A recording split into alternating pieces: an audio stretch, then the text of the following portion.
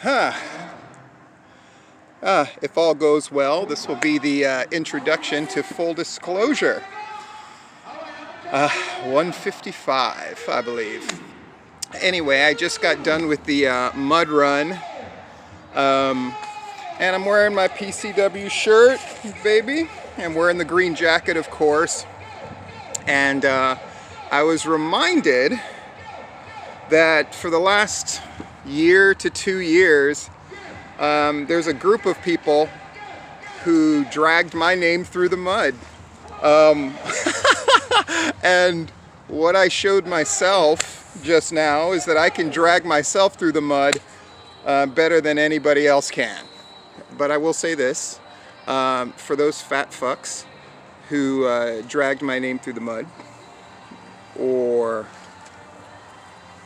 attempted to, I'm 50 years old, and maybe I should have grown past this, but I haven't. I'm coming for you fucks. And now the intro. Ain't nobody talking when I'm talking, fellas, so shut the fuck up. The dog is belly up. I'll drive a headlock, got you in the gridlock. Catch me in the back lot, I can make the map right. Backdrop, hip toss, abdominal stretch. Now they wondering who we bombing on next, yes. The dog is belly up. Crush your enemies, see them driven before you, and to hear the lamentation of their women. That is good.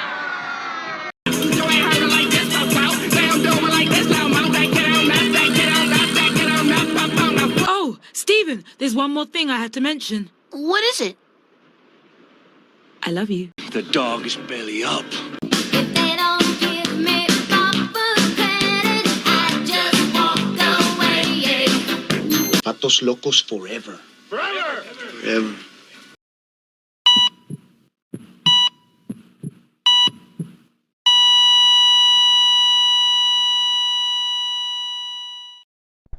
Full disclosure, news and commentary number 155, 155, 155, 155, 155. Gotta get this done, gotta get thrown together, gotta put it on YouTube. Full disclosure, 155, a day late, no doubt about it. I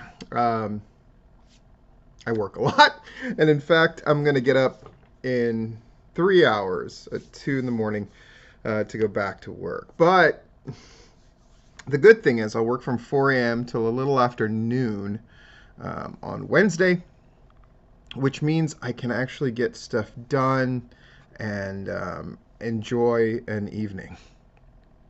Doesn't sound like a big deal, but it really is. Hey! Next week is Full Disclosure, the 3rd anniversary show.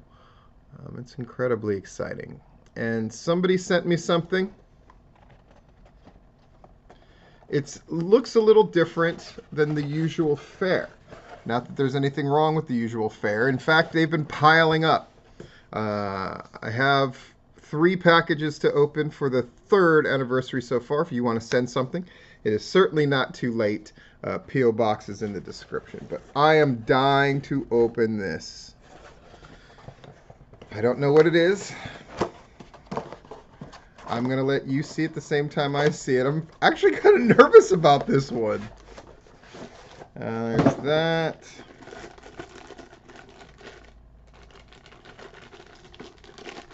All right. It's hard doing these things without looking. Okay, 1, 2, 3.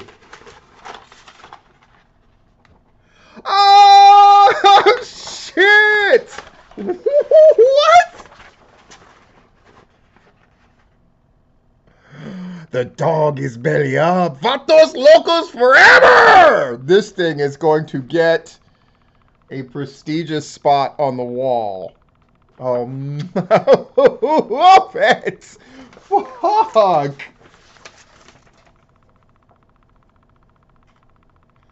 Holy shit. Fucking awesome. Speaking of fucking awesome, So IWE, I've been told, is going to start selling tickets. Usually they wait a month and then they sell tickets, but apparently they're going to have the link possibly ready for me next week, which is amazing. I always promote IWE. I'm looking forward to the show in May. I've already arranged for the time off of work, so I'm going to be making it happen, Captain, and I'm going to be there. I'm going to be there. What is our commentary about? Our commentary is about small things that change the course of human history and perception. And I throw this stuff out there to caution wrestling people, especially wrestlers. But to not just caution, but to encourage. You'll see. It's got to be a big one. Let's put up a graphic. It's the one I'm probably going to put up. Here it is. Boop. Speaking of boop, yes, I'm going to knock out every platinum pinfall that is due tomorrow. That's my plan. That's the only thing I have slated to do is that platinum pinfall. And then I'm going to start doing this feature. I've been trying to nail down a name, and it's something that will come out on the weekends. And it's called 5 W's. You'll just have to wait and see what that is. But what is this? This thing goes around, and a lot of people that I like have put it up. But I wanted to break this thing down. It says, the cost of being a pro wrestler. Late nights, early mornings, lots of associates, very few friends. You will be misunderstood. You will be single unless you're lucky enough to find someone who understands your lifestyle. People will want you to do good, but never better than them. For these reasons, you will do many things alone. I'm going to break this down. Cost of being a pro wrestler. First, late nights, early mornings. What a load of shit. I ain't like these other motherfuckers. I like to make my shit quick. That's New Jack talking about why he became a pro wrestler. Late nights, sure. Early mornings, what the fuck are you talking about? Well, but I work out. Yeah, true. But pro wrestlers don't work out in the early morning a disproportionately large amount more than the general population. Not at all. And this is somebody who, again, I'm getting up at 2 in the morning to go to work. So that makes no sense to me. Late nights?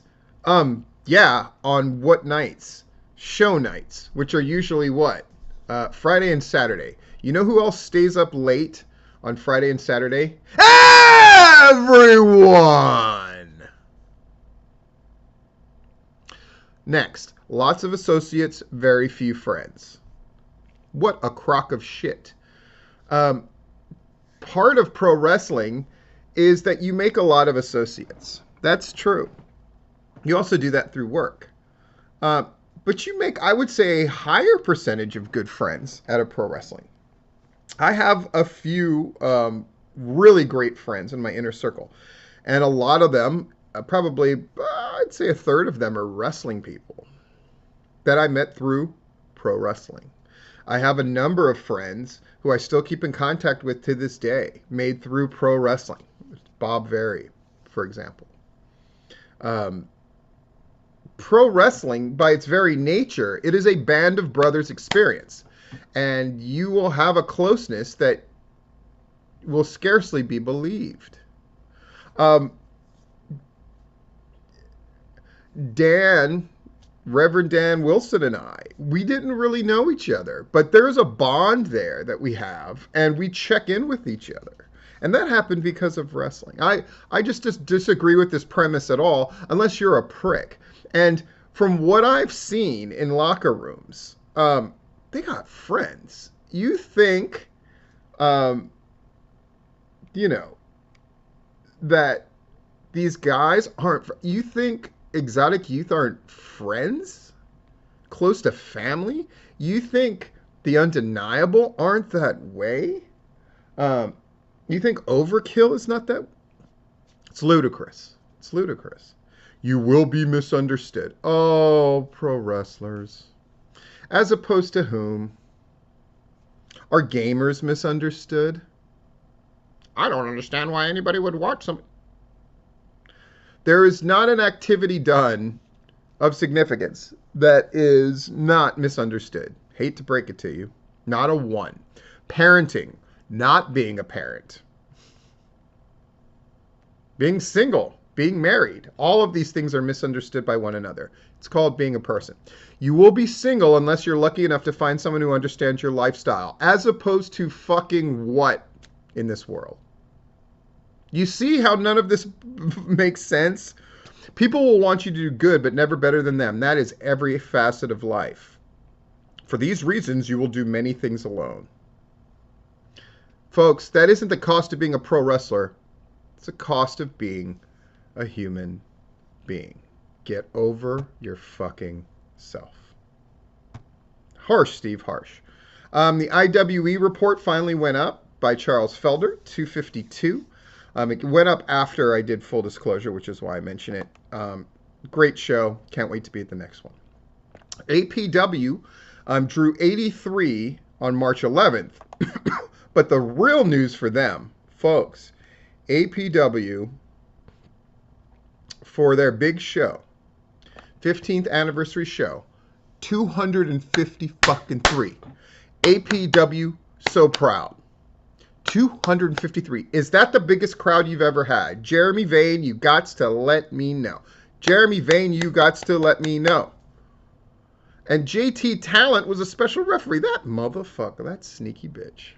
Please let me know if those who are intimately knowledgeable about APW, is that the biggest crowd they've ever had? That is incredible. You can tell how excited I am for that. Talk to Iceberg on Tipping Point. If you haven't listened to it, you need to.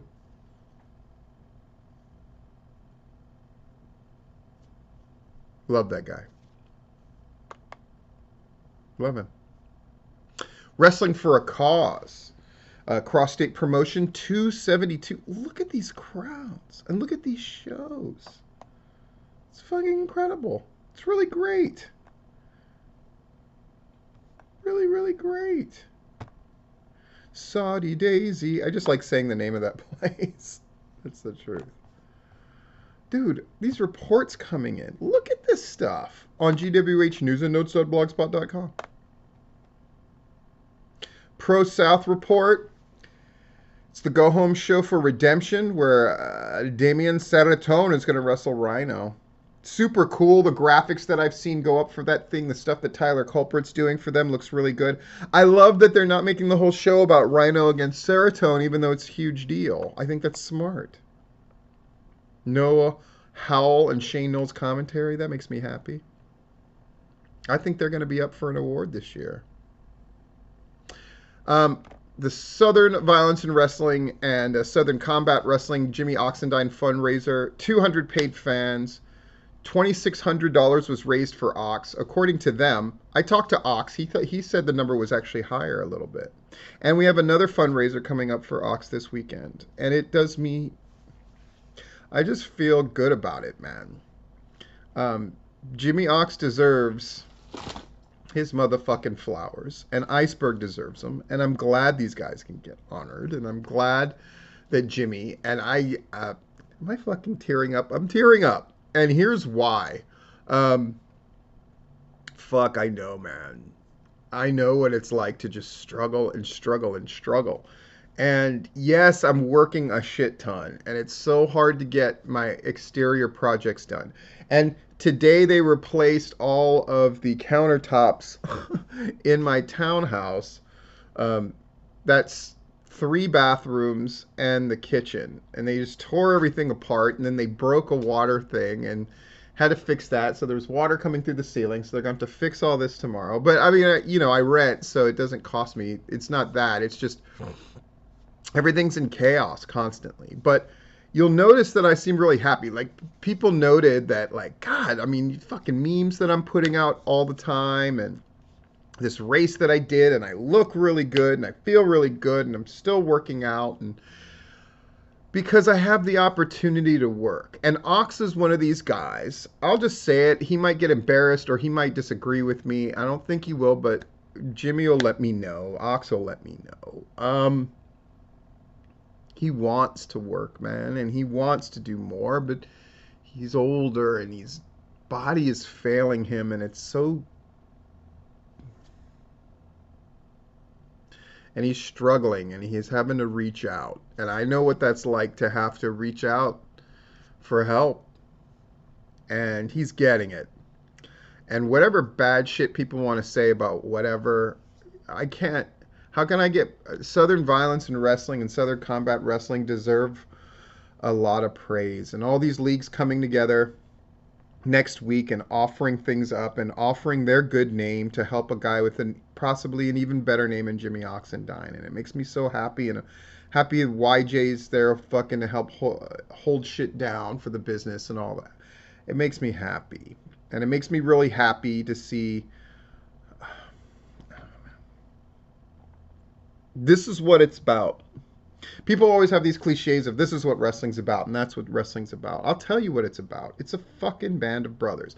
And of course that includes the women too. And just don't fucking read too much into that kind of shit. But like, you know, I always badmouth this notion of like everybody needs to form this alliance, because I know that that's bullshit, because it's only genuine stuff that can really bring people together. And this artificial idea that everybody's going to get along and everybody deserves a spot at the table, it's just like, you know, like Stranglehold's doing MomoCon, and you know what, that makes me fucking sad, because it should be a group that would do a better job. I would be much happier to see Action fucking Wrestling and Matt Griffin and that crew get something like MomoCon, because they would make it something special instead of something shitty, instead of just a few high paid old names and a bunch of dog shit, because that's what that card is. But it shows when people can come together and really do a thing, and they have a definitive purpose. It's the Girardian triangle philosophical theory of two forces that would oppose each other, as long as they have a third way to direct their energies, will not destroy one another. And I think we're seeing this with Ox. People are saying this is a great cause and a great thing to do, and I'm so glad that Ox is getting this money, and I'm so glad that Georgia Wrestling in particular is really pulling together to do this, and I think it's very positive, and I think it's very fucking wonderful. So there. KLT drawing 340. Folks, when you total up these crowd numbers,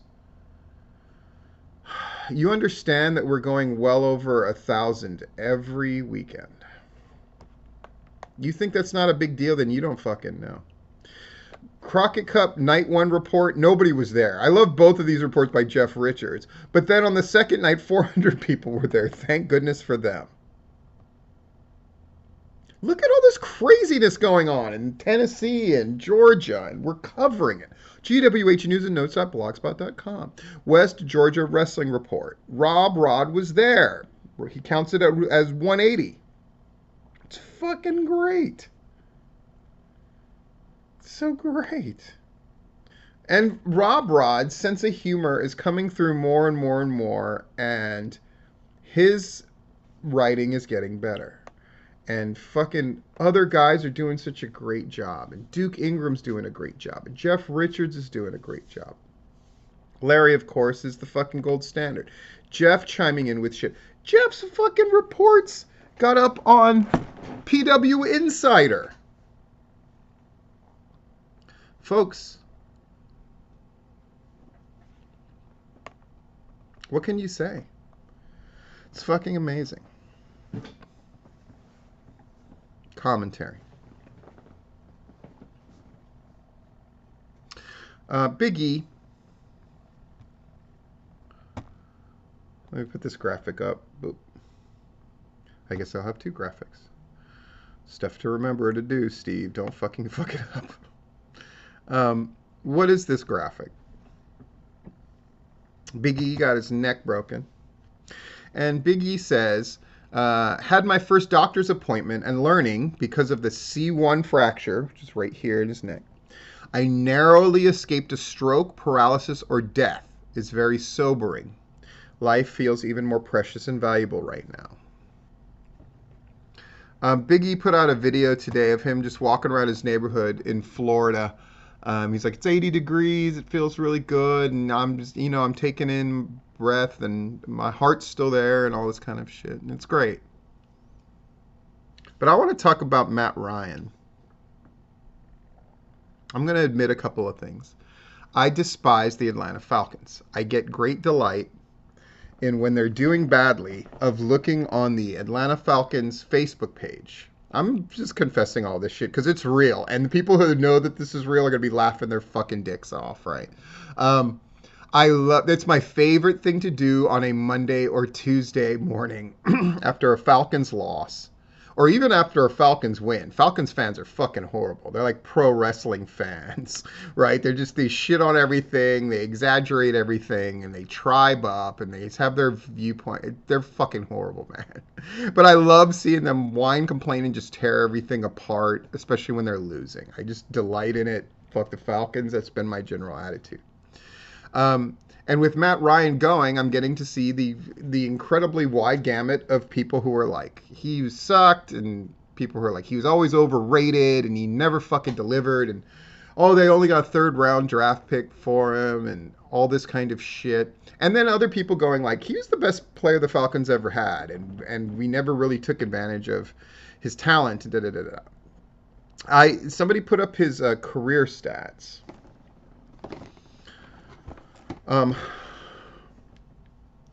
And this will all make sense, folks. Even if you don't like the sports ball, as assholes say, even if you don't care about football, my point is on its way, and it's a good one.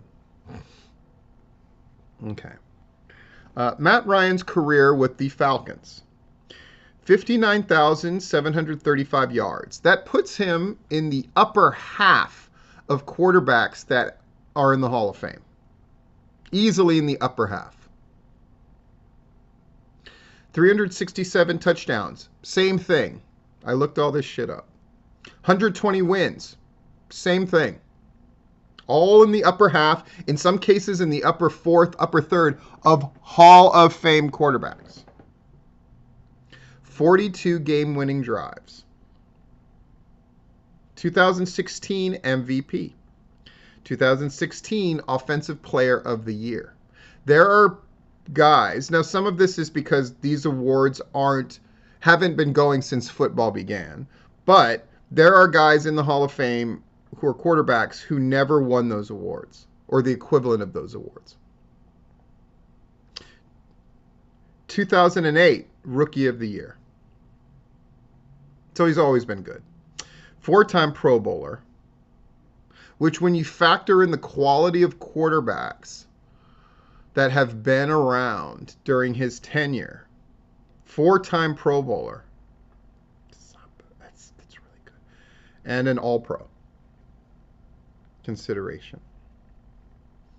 All of whom puts him squarely in the company of guys who have gotten in the Hall of Fame. So what am I going to talk about?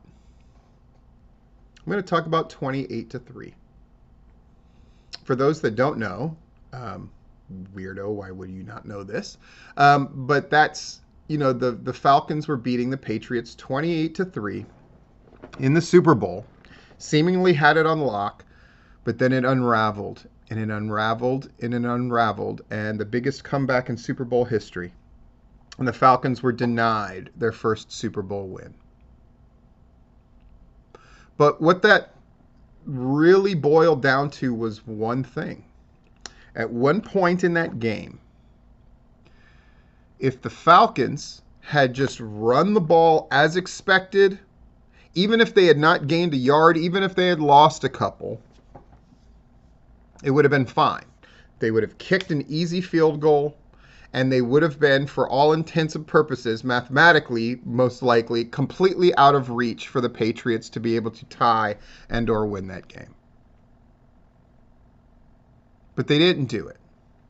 Matt Ryan was given a bad play to run, and he was taken down, and it pushed them out of field goal range.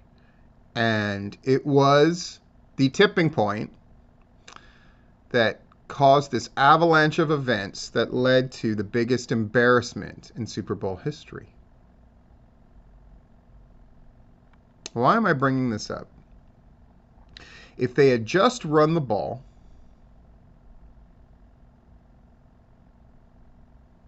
of course they would have protected the ball. It wouldn't have got stripped. I mean, they would have just literally just, fuck, if they had just fucking knelt.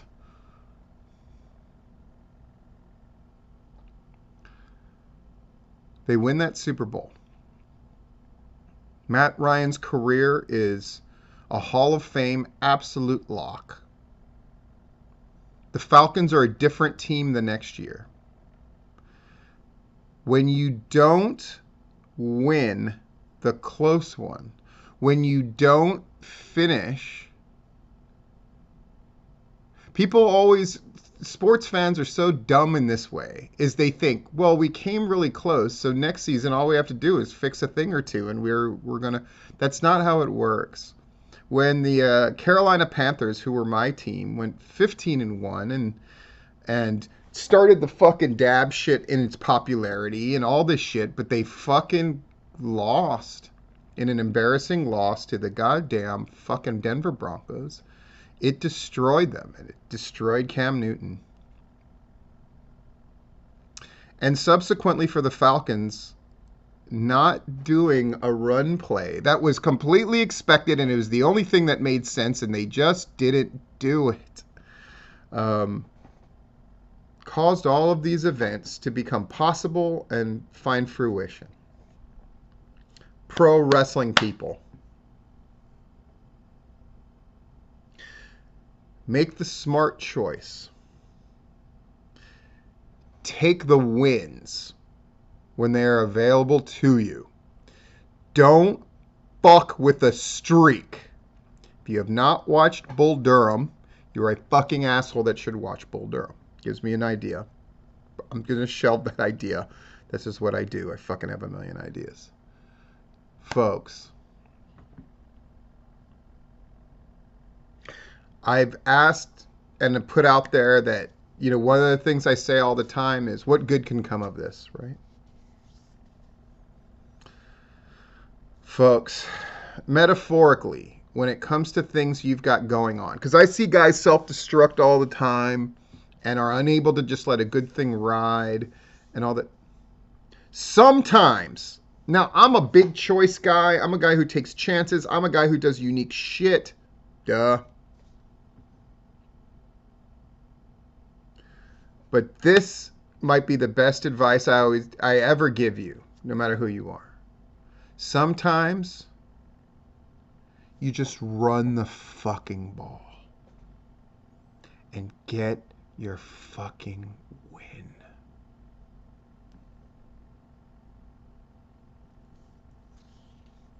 Run the fucking ball if it means you win the fucking Super Bowl. If you're Big E, you don't do that fucking spot. He was literally this far away from fucking dying or having his life ruined. For what? Sometimes you just run the ball up the fucking middle and protect the ball. I'm not saying you should live your whole life that way. I'm just saying the reason you know that somebody is self-destructive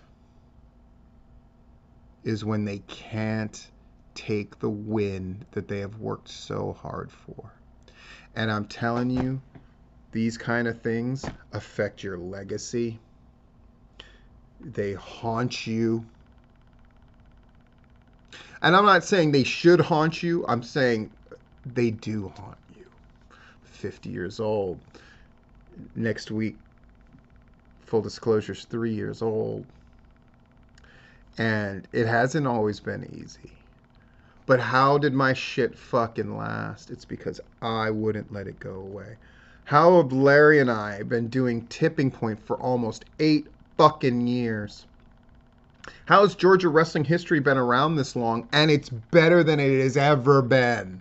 And more streamlined. Because sometimes we change things wholesale. Sometimes we do completely different stuff. When I'm looking at these old full disclosures to put stuff together for next week, my God, like there's almost no resemblance. But then sometimes, you know what I do? I just run the ball, man.